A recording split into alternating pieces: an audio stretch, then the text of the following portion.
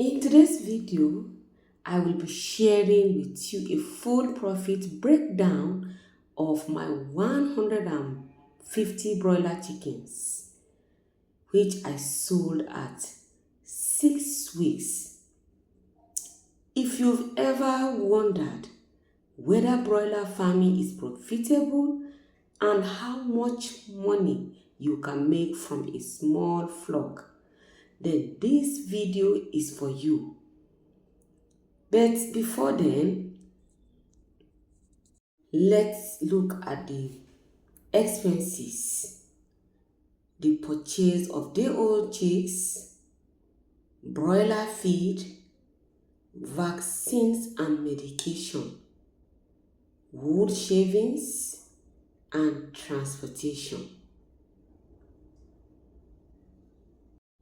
These costs vary depending on your location and market prices.